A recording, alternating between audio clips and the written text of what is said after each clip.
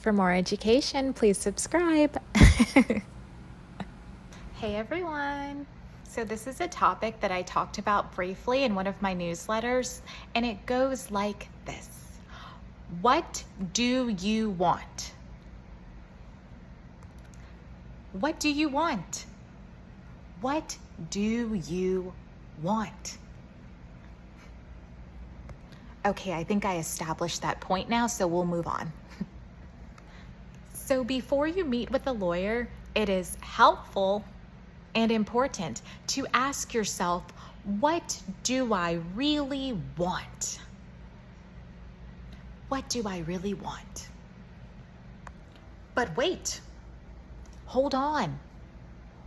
Let's take this a step further and revise and expand the focus of that first sentence.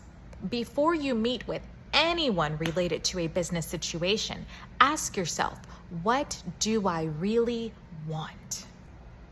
Now, why start with this question?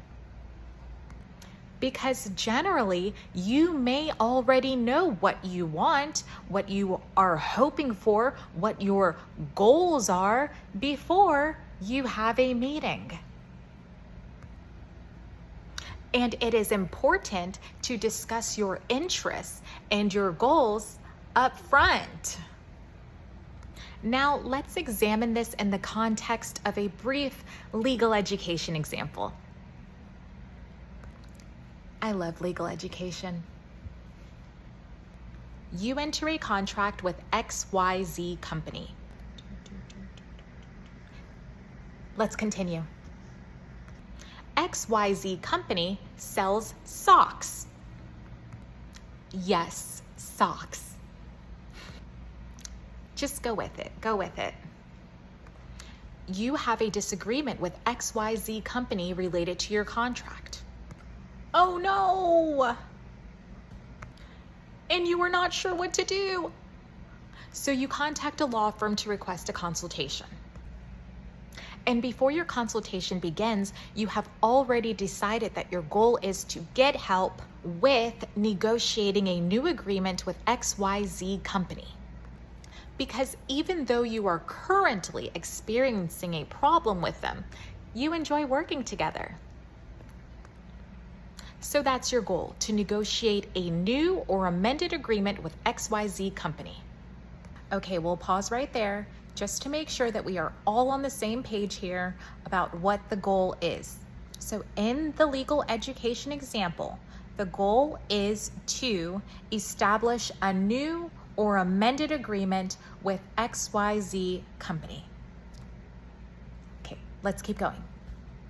However, if you decide not to communicate your goal during your consultation because you feel compelled and limited to only discuss what you think you can get, that lawyer that you are meeting with might not discuss about the option that you are interested in.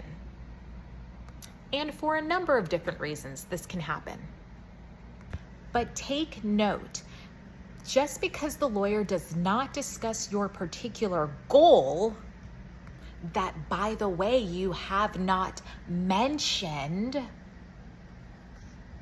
this lack of discussion is not an indication that your goal is invalid or not valid, or that your goal will not work. It simply was not discussed. For whatever reason, based on the information that you provided during your consultation, and for potentially other reasons, or for no reason at all, your desired outcome was not mentioned, not brought up, and not even discussed. Not even by you. And in fact, after you shared the details of the problem that you are facing with XYZ company, that lawyer's mind just immediately went to a few options that were completely acceptable to you, but none of which you were truly interested in. And you know why? Do you know why? Because the lawyer cannot read your mind. Okay, but on a serious note, consider this. What happens if the outcome that you were hoping for, that no one is talking about, including you, is completely reasonable and can potentially happen, but no one talks about it? Side note, sometimes a desired outcome can be reached without even talking about it. But here's the point. Here's the point here. This is the point. If you have a desired outcome, share it with the person or the company or the people who should hear it. Do not hesitate. And then if your desired outcome is ultimately achieved, that's great. But if your desired outcome is not ultimately achieved, you have allowed yourself the opportunity to gain deeper insight and understanding through your willingness to openly communicate. And take note that a lot of people may choose not to openly communicate what their desired outcomes are.